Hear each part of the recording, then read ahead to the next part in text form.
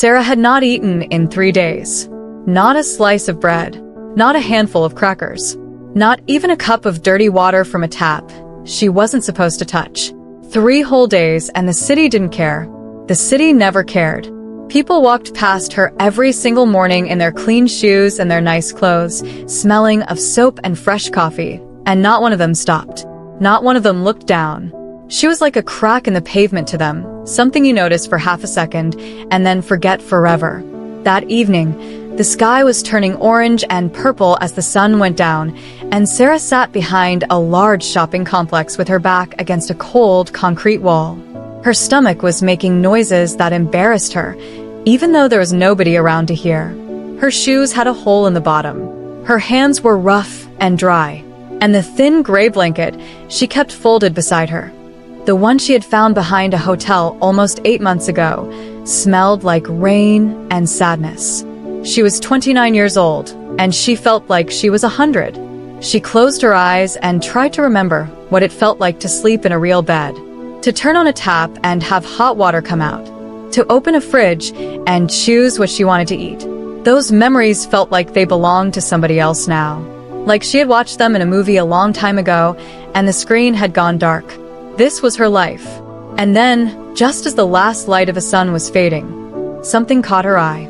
It was lying on the ground near the entrance to a private car park, half hidden under the edge of a large black car. A wallet. Thick, dark leather, the kind that costs more money than most people earn in a month. It must have slipped from someone's pocket as they got into the vehicle. Sarah stared at it for a long moment. She looked left. She looked right. Nobody was watching. She walked over slowly, picked it up and opened it, and what she saw inside made her breath stop completely. Stacks of cash, neatly folded. Cards made of a shiny black material she had never seen before. And an identification card bearing the name and photograph of a man she recognized immediately, even though she had never met him in her life. Marcus Cole. The Marcus Cole. The man whose face was on the side of buildings. The man the newspapers called the most powerful private investor in the country. The man who owned more floors of more skyscrapers than most people owned shirts. Sarah stood there with that wallet in her hands, and the hunger in her stomach screamed at her. This money could feed you for months, it said. Nobody saw you pick it up. Nobody knows. Just walk away. You deserve this. The world owes you this. And for one long, terrible moment, she almost listened. Hello, friends, and welcome to today's story. Before we go any further, please take a moment to like this video and hit the subscribe button so you never miss a story. And we would love to know, where in the world are you watching from right now? Drop it in the comments. London, Houston, Lagos, Toronto, Cape Town, wherever you are, we are so glad you are here. Now, let's find out what Sarah did next. To understand why that moment was so hard for Sarah, you have to understand where she had come from. She had not always been this way. 2 years ago, Sarah had a life that wasn't perfect, but it was hers. She had a small apartment on the 4th floor of a tired old building. Just one room, really, with a narrow bed, a kitchen the size of a cupboard, and a window that looked out onto a gray rooftop where pigeons liked to sit and judge the world. It wasn't much, but she paid for it every month by working long shifts at a call center, answering phones, and trying to help strangers with their problems, even when those strangers were rude to her, which they very often were. She was good at staying calm. She was good at not breaking. That had always been Sarah's greatest strength, and sometimes her greatest curse. Then one ordinary Thursday afternoon, without any warning at all, her manager gathered the entire staff in the break room and told them the company was closing that department. Budget cuts, restructuring, big words that meant one simple, ugly thing. You no longer have a job and we are very sorry, but not sorry enough to do anything about it. Sarah went home that evening and sat on her narrow bed for a very long time. Then she made a list. That was what she always did when things went wrong. She made a list and she worked through it one step at a time. Step 1. Apply for new jobs immediately. Step 2. Cut all unnecessary spending. Step 3. Do not panic. She did all 3. She sent out application after application, 47 in the first month alone. She wore her best blouse to every interview, the blue one she ironed very carefully the night before.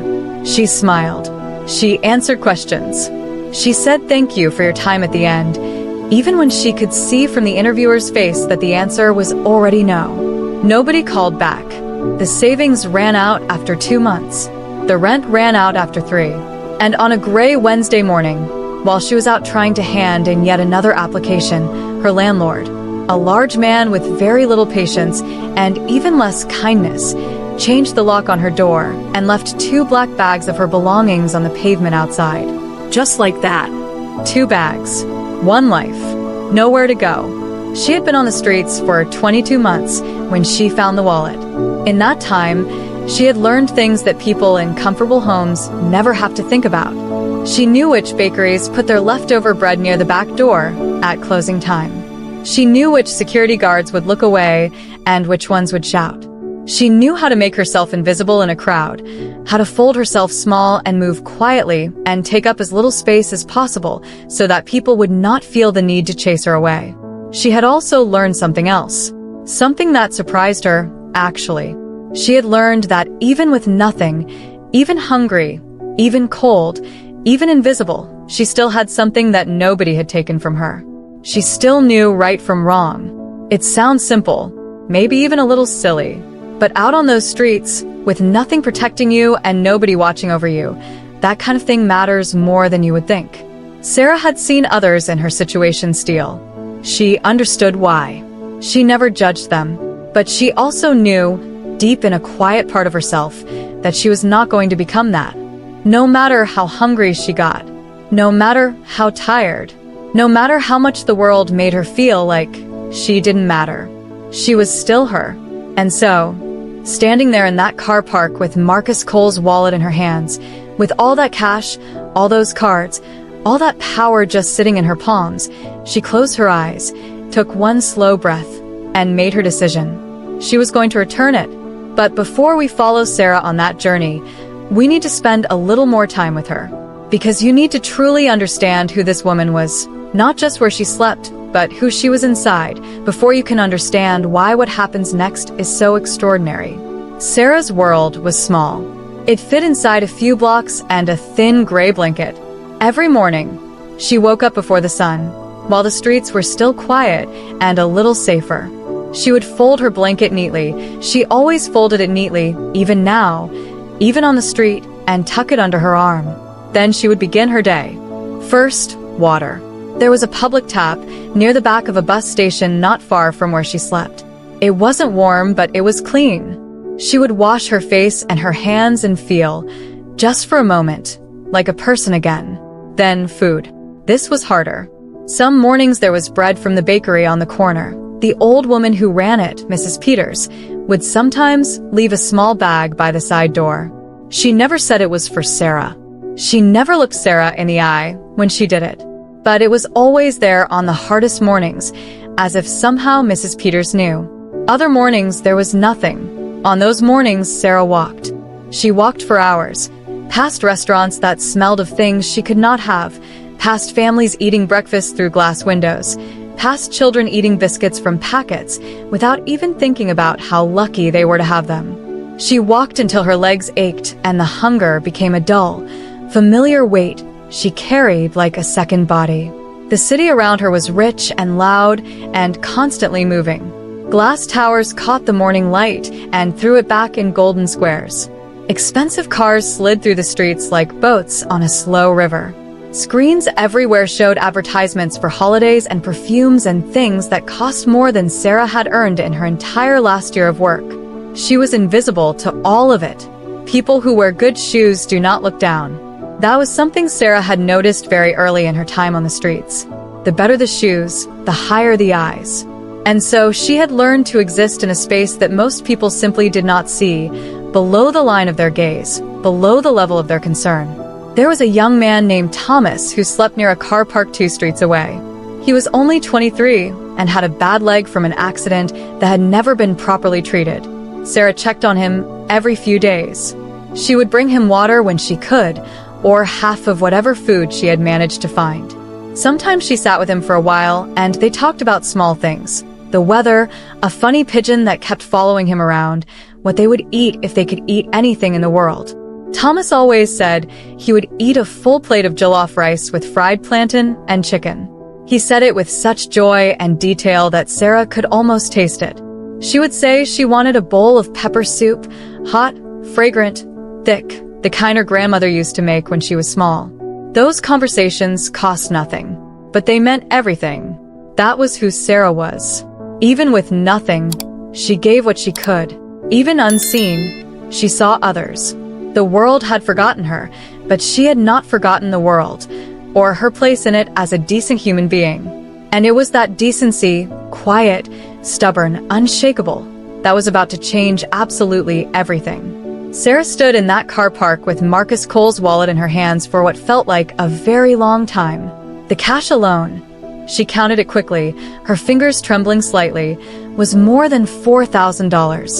$4,000. She had not seen $4,000 in one place since before she lost her job. That amount of money could get her into a small room somewhere. It could buy her new shoes, real food, medicine for the cough she had been carrying for 3 weeks. It could buy her time, and time when you live on the street is the most valuable thing in the world. The cards were even more interesting. She didn't know exactly what they were, some kind of private banking cards, matte black with no numbers on the front, just a small symbol she didn't recognize. There was also what looked like a security pass for a building and the identification card with Marcus Cole's name and photograph on it. She looked at his photograph. He was a handsome man in his 50s, with silver hair brushed back neatly and the kind of expression on his face that said he was used to being the most important person in any room. His jaw was strong. His eyes were sharp. He looked like a man who had never, not even once in his life, gone 3 days without eating. "He will not even notice this money is gone," said the voice inside her. To him, $4,000 is nothing. It is what he spends on a single dinner. It is what falls out of his pocket without him realizing. "You are starving, Sarah. You are sick. You have nothing. And here is something. Take it." She closed her fingers around the wallet. Open them again. Close them. The hunger was real. The cold was real. The cough in her chest was real. The hole in her shoe that let cold water in when it rained, that was very, very real. But so was the thing inside her that said, "This is not yours." She stood there in the failing evening light, and she had the most honest argument with herself that she had ever had in her life. No pretending. No dressing it up. Just the raw truth on both sides. You could survive. You could also live with yourself. You are so tired. You were not raised to be a thief. Nobody would know. You would know. You would always know. She thought about Thomas and his bad leg. She thought about Mrs. Peters and the bread by the side door. She thought about the blue blouse she used to iron so carefully before interviews. She thought about the woman she had been before all of this, and the woman she was desperately trying to remain. Then she closed the wallet, tucked it firmly under her arm, and started walking. She was going to return it, even if it killed her. Finding out where Marcus Cole's headquarters was did not take long. His name was on 3 buildings she could see from where she was standing. She picked the tallest one, a glass tower that rose into the evening sky like a needle trying to sew the clouds together, and started walking towards it. It took her 40 minutes on foot. She walked through the busy evening streets with the wallet pressed tightly under her arm, head down, moving quickly. She passed restaurants and bars and bright shop windows. She passed couples walking hand in hand and groups of young people laughing loudly. She passed security guards outside hotels who watched her with narrow eyes as she went by. She was used to those eyes. She kept walking. By the time she reached the tower, her feet were aching and her cough had started up again, a rough, dry sound that she tried to muffle with the back of her hand. The building's entrance was enormous. Glass doors so clean they were almost invisible.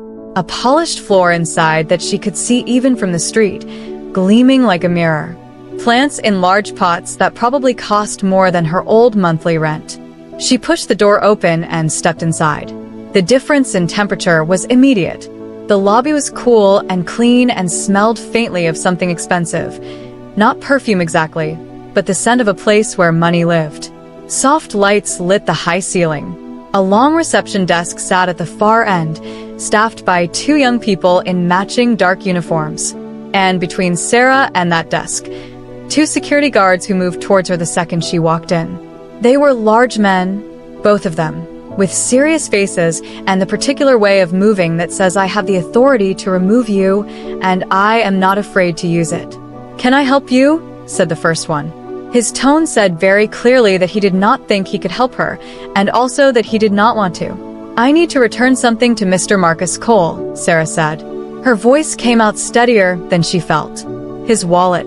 I found it near the car park on Clement Street." The guard looked at her worn clothes, her battered shoes, the thin blanket tucked under one arm. He looked at the wallet she was holding out. "Wait here," he said. He walked to the reception desk and spoke quietly to one of the young people there, who made a phone call. The second guard stayed close to Sarah, not quite touching her, but close enough that the message was clear. Don't move, don't wander, don't touch anything. Sarah stood very still on the gleaming floor and looked straight ahead. A few minutes passed, then a few more. People came and went through the lobby, men and women in sharp suits, carrying bags and tablets and important expressions. Not one of them glanced at Sarah. She was already invisible again, even indoors, even holding a man's wallet in her outstretched hand. Finally, a woman in a gray blazer appeared from a door behind the reception desk. She had short hair and glasses and the brisk, no-nonsense manner of someone who managed other people's time for a living. "You found Mr. Cole's wallet?" she said. "Yes," said Sarah. "Near the private car park on Clement Street. It was under a car." The woman in gray took the wallet, opened it, checked it quickly, counting, confirming, and then looked up at Sarah with an expression that was not exactly warm, but was at least slightly less cold than what had come before. "I'll need your name," she said, pen ready. "Sarah Briggs." The woman wrote it down. Then she looked at Sarah for a moment, just a breath of a pause, as if she was about to say something else. Something human. A thank you, perhaps, or even just an acknowledgement. "That was decent of you." But the moment passed. "Security will show you out," she said, and turned and walked back through the door she had come from. And just like that, it was over. One of the guards walked Sarah to the exit. Not roughly, not with any particular cruelty. Just firmly, efficiently, the way you move something from one place to another when you are busy and the something is not important. The glass door opened. The cool lobby air gave way to the warm, noisy city air. And Sarah was outside again, standing on the pavement in front of the tower with its gleaming windows and its potted plants, exactly as she had been an hour ago. Except now she had walked 40 minutes and 40 minutes back, and she was even more exhausted, and her cough was worse, and her hands were completely empty. No thank you. No reward. Not even a glass of water. She stood there for a moment, looking up at the building. Somewhere inside it, in an office far above her head, Marcus Cole had his wallet back. He had his $4,000 and his black cards and his security pass. He had everything he had before, and she had nothing she had before, which was nothing. She turned and started the long walk back. The 40 minutes there had been driven by purpose. She'd had a mission, a direction, something to do. The 40 minutes back were just heavy. Each step felt like lifting her feet out of wet concrete. The city still moved around her, cars and noise and light, but it felt further away now, like she was watching it through very thick glass. Was it worth it? The question appeared in her mind quietly, without drama. Not an accusation, just a genuine question. Was it worth it? She had done the right thing. She was sure of that. She was still sure. But doing the right thing had cost her the walk, cost her the energy she didn't have, cost her the last hour of better evening light. And it had given her nothing in return. Not a kind word, not a simple thank you, not even a glass of water. "The world doesn't reward goodness," said the tired voice inside her. "That's not how it works. You know that by now. Why did you think this would be different?" She didn't have an answer. She just kept walking. By the time Sarah got back to her spot behind the shopping complex, the sky was fully dark. She unfolded her thin gray blanket and wrapped it around herself. The concrete wall was cold against her back. The sounds of the city rose and fell around her. Music from somewhere, laughter, The bass thump of a car's stereo passing by, the distant sound of sirens. Her stomach was empty. Her chest hurt. Her feet, inside their broken shoes, were sore from all the walking. She pulled her knees up to her chest and rested her chin on them. 2 streets away, she knew Thomas was probably doing the same thing. And scattered across the city were hundreds of others, maybe thousands, doing exactly what she was doing right now. Folding themselves small against the coldness of the world. Trying to take up less space. Trying to be invisible enough that nobody would bother them, while also being visible enough that they didn't disappear entirely. It was a very lonely way to live. Sarah thought about Marcus Cole up in his tower. She thought about the woman in the gray blazer and her pen and her brisk, blank expression. She thought about the security guard who had stood so close beside her, as if she might steal something from a lobby she had walked into specifically to return something. She thought about $4,000. She was not angry. She was too tired to be angry. But she was something quieter and heavier than anger. A kind of sadness that wasn't even about today specifically.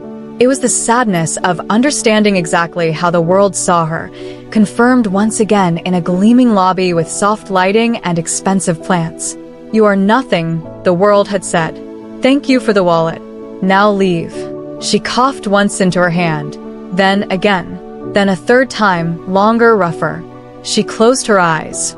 Around her, the city hummed and buzzed and lit up the sky orange from below. Life went on above and around her. Dinner tables and television sets and warm beds. While down here, in the quiet dark corner that nobody chose to look at, Sarah held her thin blanket tighter and tried to sleep. She did not know, she could not possibly have known, that in less than 2 hours, everything would change. She had almost fallen asleep when she heard the sound. Not a loud sound, just a small scraping near her feet. She opened her eyes quickly. On the street, you learn to wake up fast, and relaxed when she saw it was just a plastic bottle rolling slowly across the pavement in the wind. She let out a breath. The street was quiet. The shopping complex behind her had closed hours ago. A few lights were still on in the windows of the buildings across the road, but most were dark. A dog was barking somewhere far away. A night bus rumbled past at the end of the street, nearly empty, its windows glowing yellow. Sarah shifted slightly and tried to find a more comfortable position against the wall. There wasn't one, really, but she was used to that. She thought for just a moment about what tomorrow would look like. She would need to find food. She would check on Thomas. She would try again to find some kind of work, even. Just a day's labor, even just carrying boxes or cleaning something. She was not proud. She would do anything honest. Anything honest. She almost smiled at that. Even tonight, after all of it, that was still the line she drew. She closed her eyes again, and that was when the phone rang. It was a phone she had found almost 4 months ago, tucked behind a bench in a bus shelter. Old and battered, with a cracked screen and a casing held together with a strip of electrical tape. She had charged it a few times using a public socket she had found at a railway station, mostly to check the time. It had no data, no apps, barely anything. Just the ability to make and receive calls, when it had credit, which it usually didn't. It rang once, stopped, then rang again. Sarah stared at it in her hand, at the cracked screen glowing with an unknown number, no name, no location, just a string of digits she didn't recognize. She almost didn't answer. Unknown numbers, in her experience, were either wrong numbers or bad news, and she had enough bad news already. But something made her press the green button and lift the phone to her ear. "Hello," she said. Her voice was rough from the cough. Silence on the other end. Then a breath. And then a voice. Calm, precise, professional. A man's voice, but not cold. Careful, the way a doctor sounds when they're about to tell you something important and they want to get it exactly right.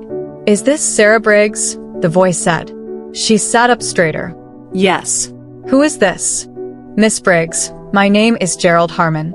I am a senior legal counsel with the Office of Estate and Inheritance Law. I apologize for the hour. I need to ask you, were you, earlier this evening, in possession of a wallet belonging to a Mr. Marcus Cole?" Sarah's heart beat a little faster. Yes. I returned it to his building. You did, said Gerald Harmon. And in doing so, Miss Briggs, you have set in motion something quite significant. A pause. Are you somewhere you can talk? She looked at the empty street around her, at the dark buildings, at the night bus long gone, and the dog that had stopped barking, and the silence of the city at this hour. Yes, she said quietly. I can talk. Gerald Harmon spoke slowly and clearly, as if he had prepared exactly what he was going to say, and did not want to get a single word wrong. He told her that the wallet she had returned was not simply a wallet.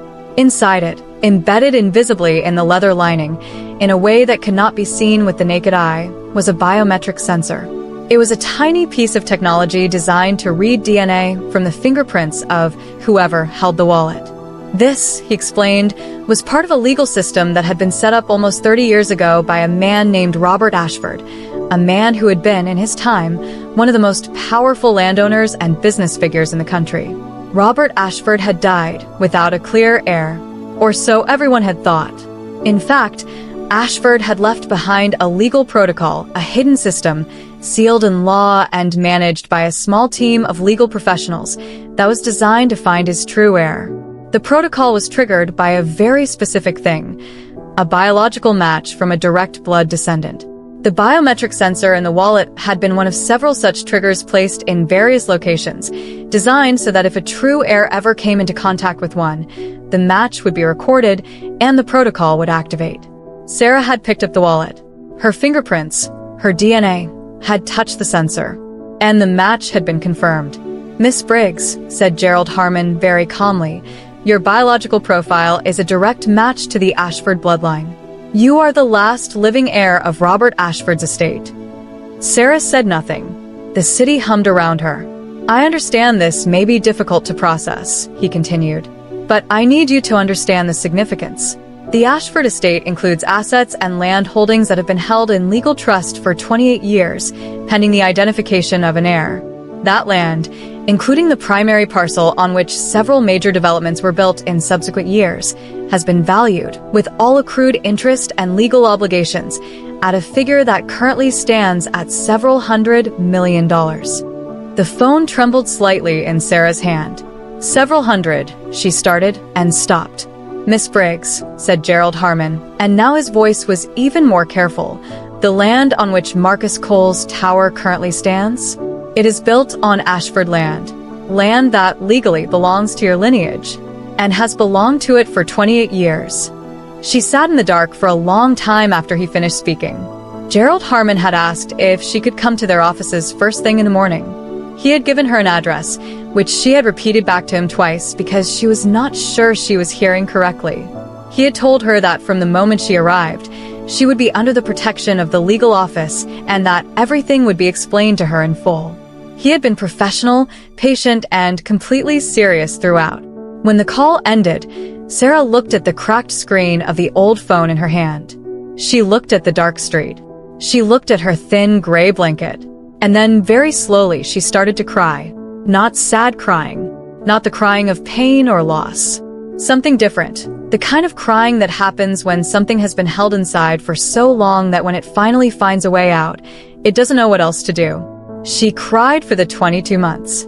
She cried for the 47 job applications. She cried for the 2 black bags on the pavement. She cried for Thomas and his bad leg and his jollof rice he never got to eat. She cried for every evening she had been invisible. Every morning she had woken up cold. And somewhere in the middle of all of that crying, she laughed once, short and surprised, because the most absurd thought had entered her mind. She had returned a wallet for nothing, and gained everything. She did not sleep much that night.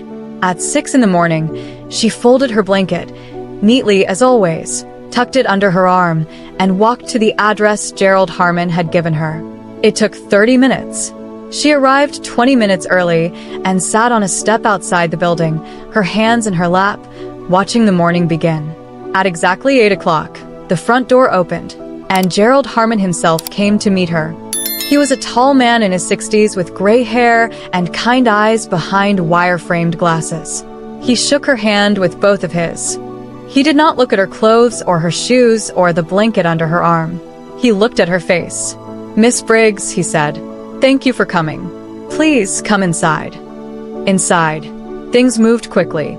She was taken to a room and given tea and a plate of food, proper food, warm food, and she ate it slowly while Gerald and two of his colleagues explained everything to her again, from the beginning, with documents laid out on the table and a patient, thorough gentleness that made her feel, perhaps for the first time in 2 years, that she was being taken seriously as a human being.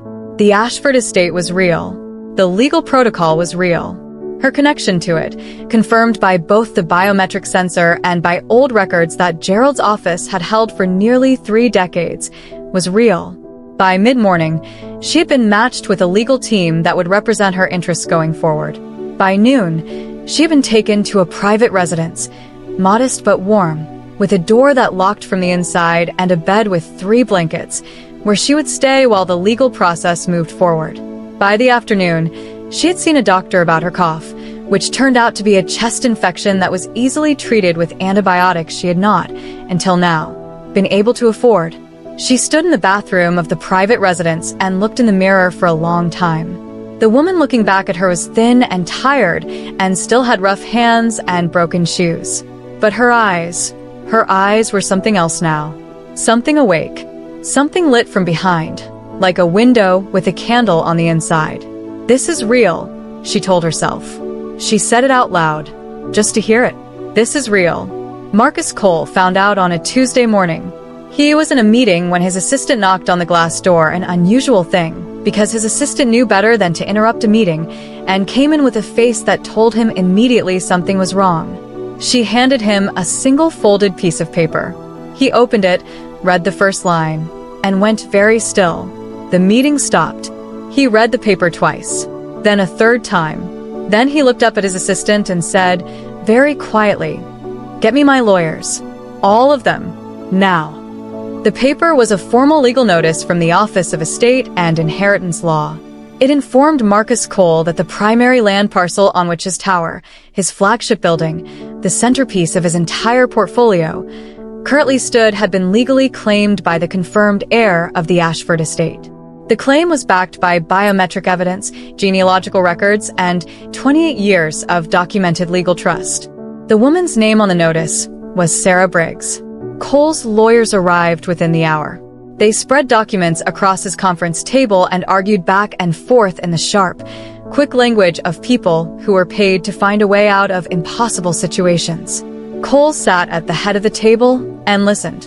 But as the hours passed and the legal picture became clearer, the arguing grew quieter, because the truth was becoming undeniable. The protocol was airtight. The records were solid.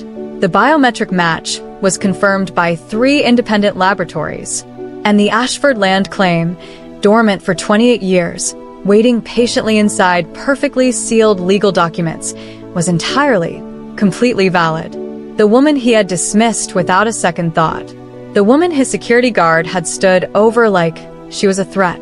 The woman who had returned his wallet and been shown to the door without so much as a thank you. She now held legal power over the ground beneath his empire. Marcus Cole sat back in his chair and stared at the ceiling of his very expensive conference room. For the first time in a very long time, he had no idea what to do.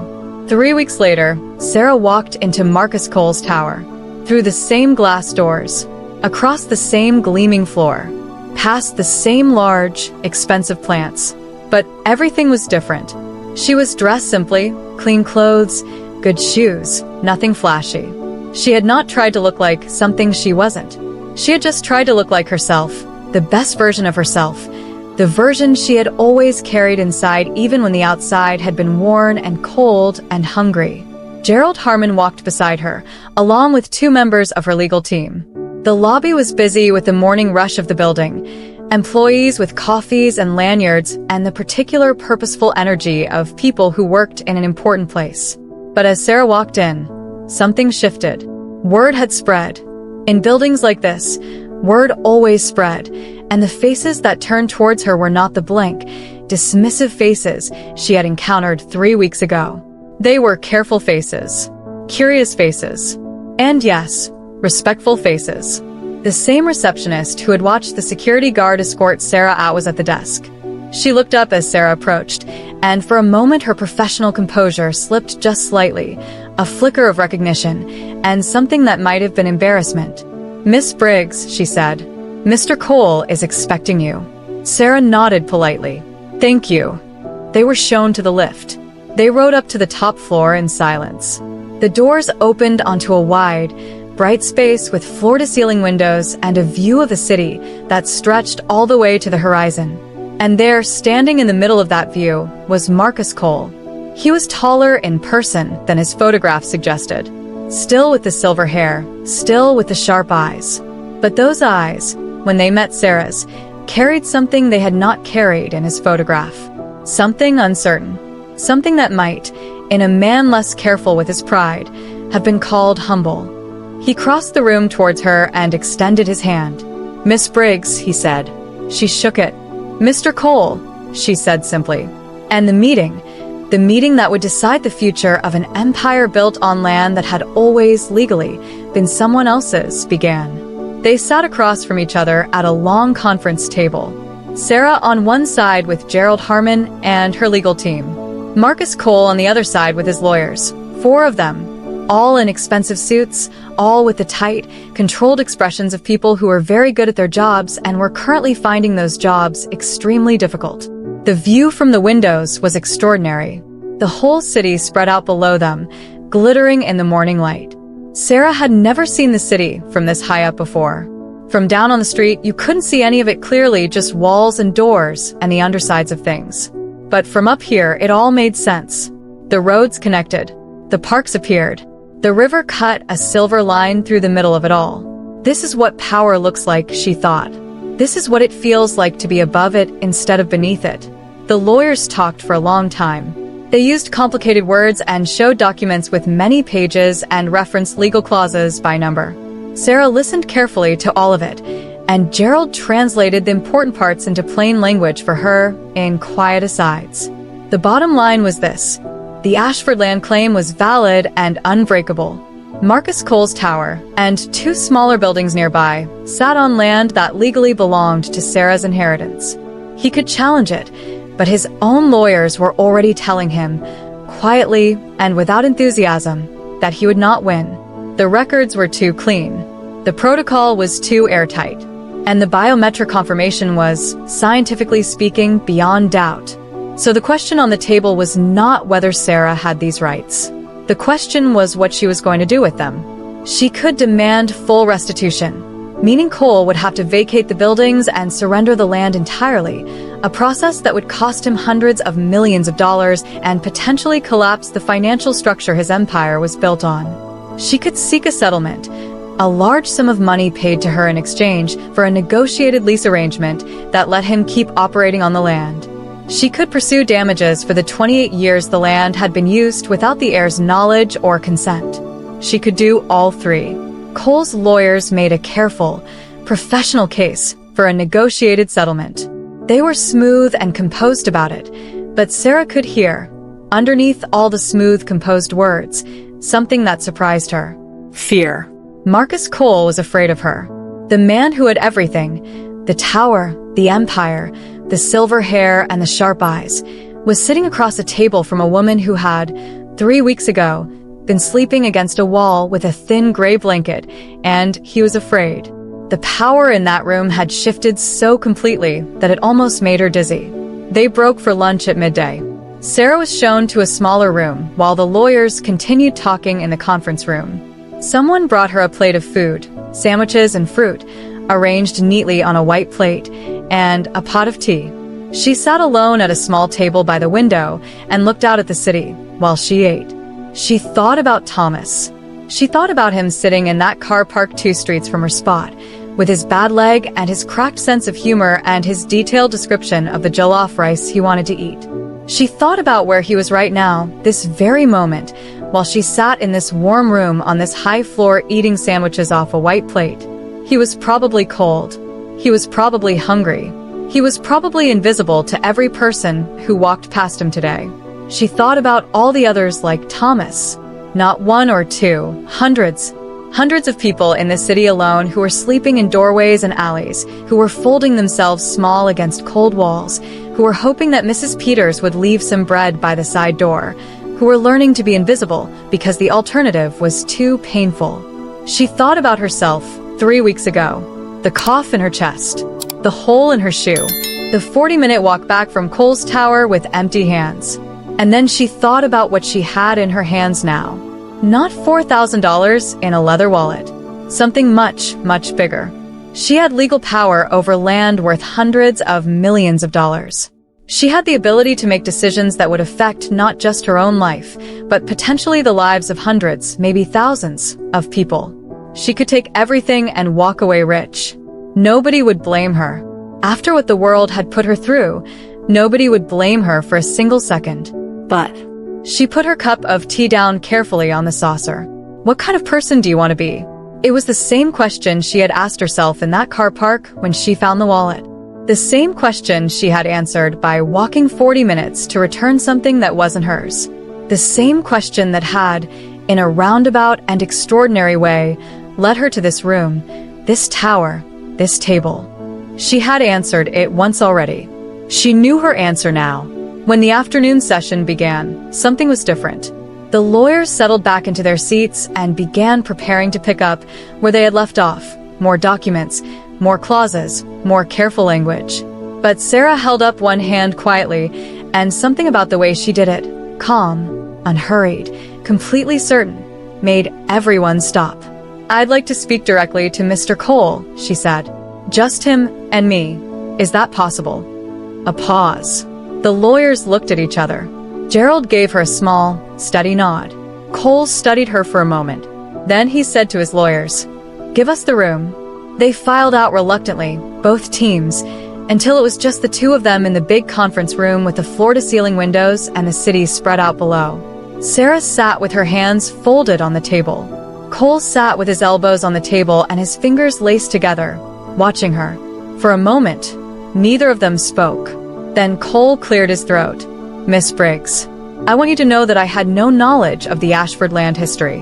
My acquisition of this site 20 years ago was entirely legitimate, as far as we were aware. I am not." "I know," said Sarah. He stopped. "I know," she said again. "Gerald has explained all of that. I don't think you stole it. I don't think you're a criminal. I think you bought land that was for sale and built something on it. I understand that." Cole looked at her carefully, trying to figure out where this was going. "But I also want you to understand something," Sarah continued, and her voice was even and clear and did not waver. 3 weeks ago, I walked into this building to return your wallet. I had been on the streets for nearly 2 years.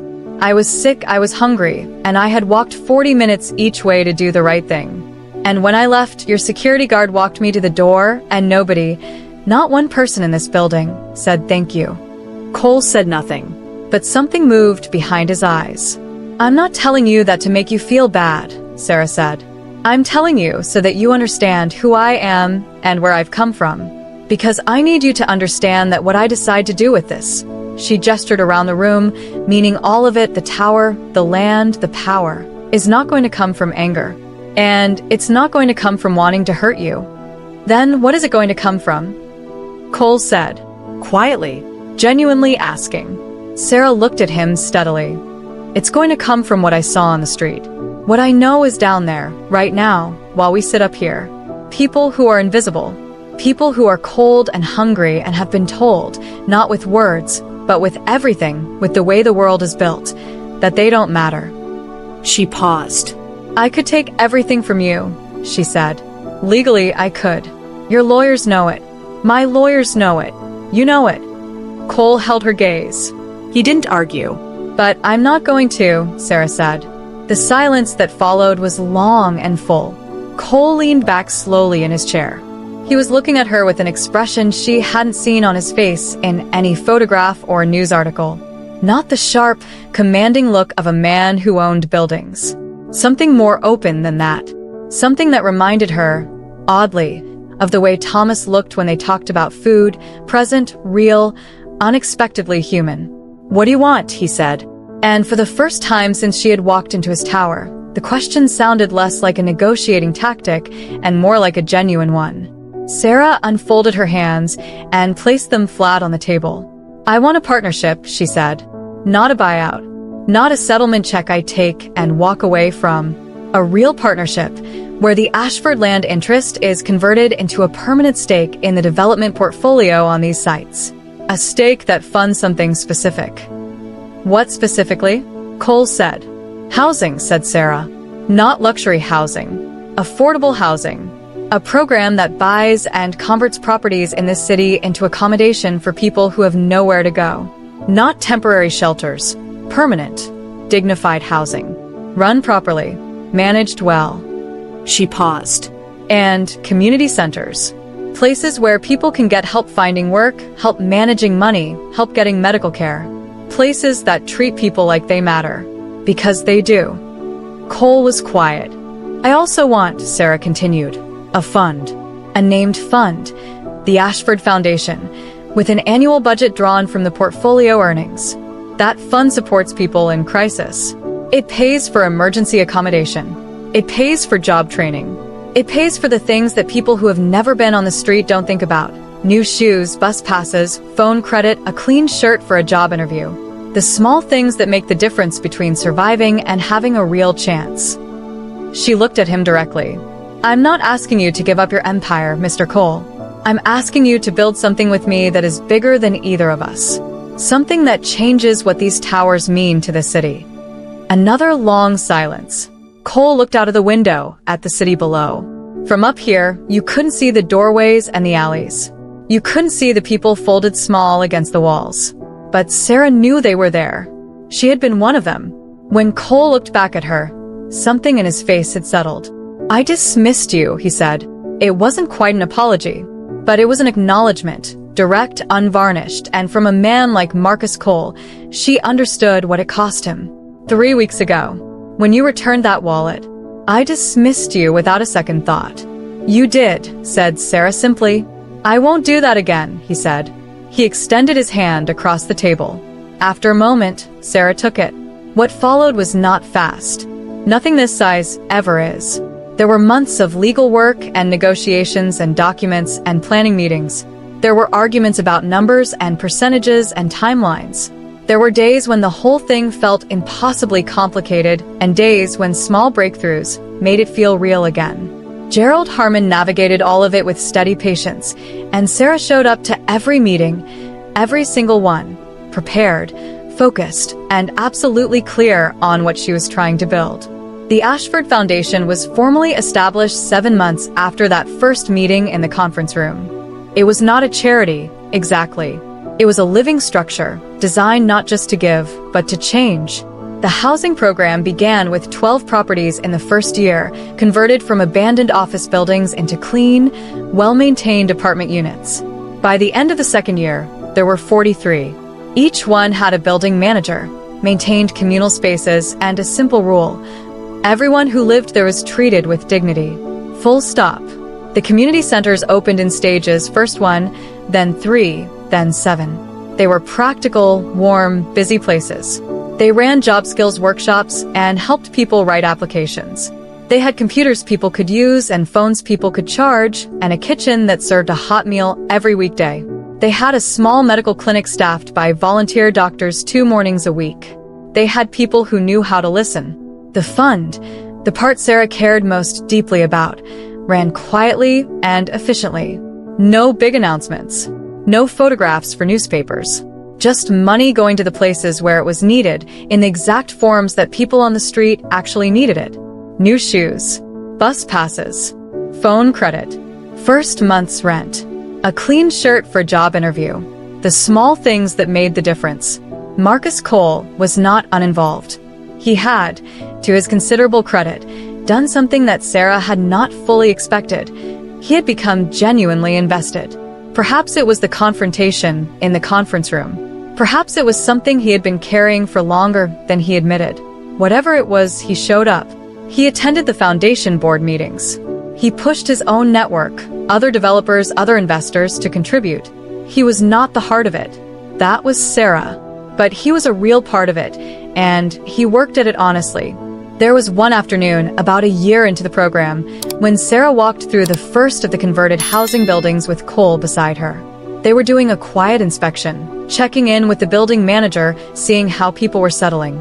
A woman was in the communal kitchen making tea. A man was sitting in the lounge reading a newspaper. 2 children were drawing at a table near the window. Cole stopped and looked at the children for a moment. "How old were you?" he said, not quite to Sarah, not quite to himself. "When things started going wrong for you?" 27, said Sarah. "It took about 2 years after that." He nodded slowly. They walked on. 14 months after the foundation launched, Sarah went back to her old street. She didn't tell anyone she was going. She just went, one quiet Saturday morning, in the same simple clean clothes she always wore, with nothing in her hands. She walked past the bus station where she used to find the public tap. She walked past the bakery on the corner, Mrs. Peters' bakery, though Mrs. Peters herself was not at the door this morning. She walked to the back of the shopping complex where she used to sleep against the cold concrete wall.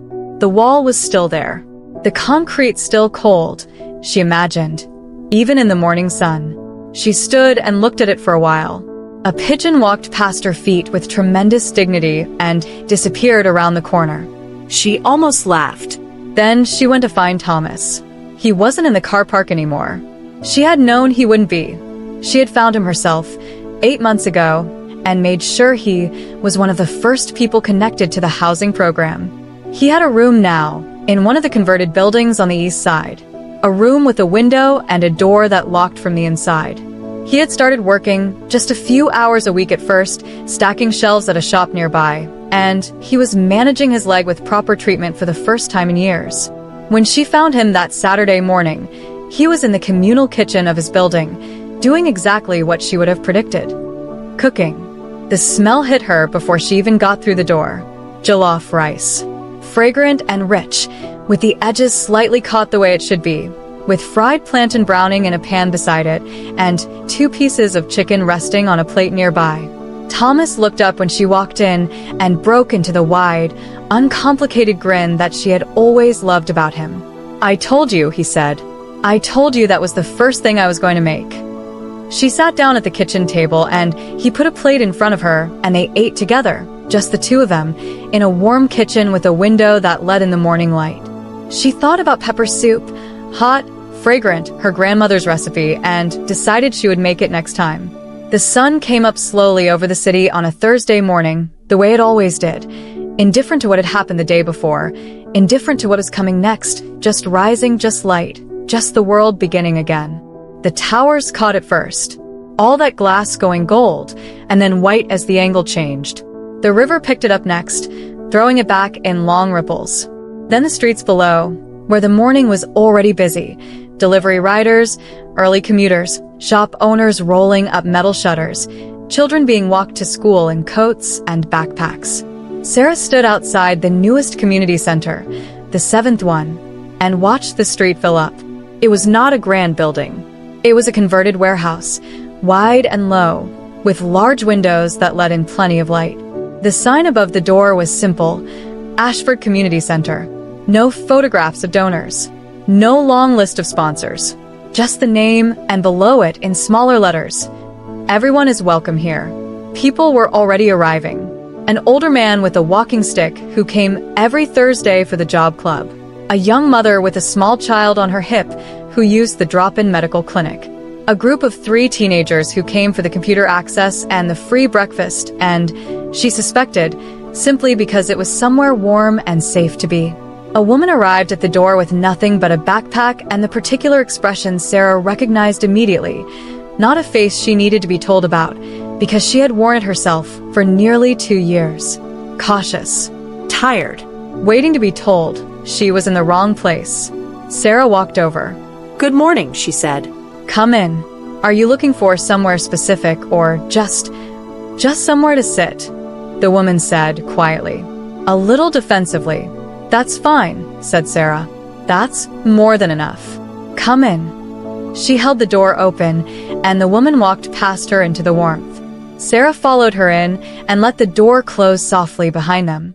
Inside, the morning was already moving. The smell of tea and toast, the sound of voices, the hum of computers, someone laughing in the kitchen. Life going on in all its ordinary, extraordinary detail. Sarah moved through it all without hurrying, speaking to people, checking in, listening. This was her work now. Not the legal meetings or the board discussions or the press releases that Gerald's office occasionally sent out, though those mattered too. This was the part that mattered most to her. This room, these people, this warmth that existed now in a place that had been cold and empty before. There were no cameras here, no journalists, no round of applause. Just a woman who had once been invisible, making sure that others felt seen.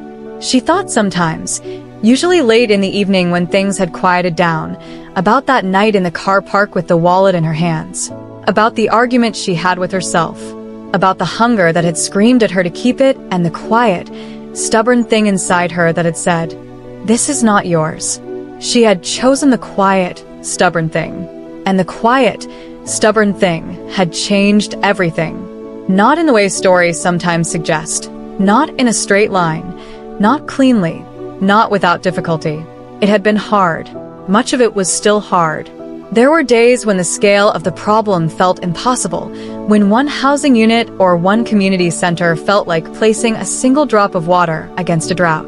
There were days when the system pushed back and the lawyers went in circles, and the bureaucracy was slow and grinding and exhausting. But there were also days like today. Days when a woman walked through a door because someone held it open. Days when Thomas cooked jollof rice in a kitchen that was his. Days when a child sat at a table by a window and drew pictures in the morning light. Those days, Sarah had come to understand, were not small. They were everything. She returned a wallet for nothing, and in doing so, found everything she never knew she was looking for. Not a reward, not a headline, a purpose.